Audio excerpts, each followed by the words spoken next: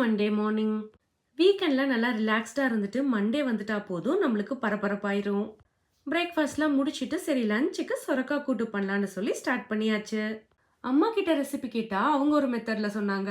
யூடியூப்ல பார்த்தா அங்க நிறைய மெத்தட் இருந்தது. சரி எல்லாத்தையும் மிக்ஸ் பண்ணி நாம ஒரு மெத்தட்ல பண்ணிடலான்னு சொல்லிட்டு ஃபர்ஸ்ட் சுரக்காவை நல்லா கட் பண்ணி எடுத்தாச்சு. குக்கர்ல நெய் ஆட் பண்ணிட்டு ஜீரகம் மிளகெல்லாம் போட்டு வதக்கிட்டு ஆனியன் டொமேட்டோலாம் ஆட் பண்ணிக்கிட்டேன். 2 பல் பூண்டு ஆட் பண்ணிட்டு எல்லாமே நல்லா வதங்கினதுக்கு அப்புறம் கருவேப்பிலை ஆட் பண்ணியாச்சு.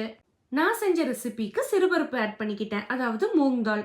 நிறைய பேர் துவரம் பருப்பு கூட ஆட் பண்ணியிருந்தாங்க, அதுவும் நல்லா இருக்கும்னு நினைக்கிறேன்.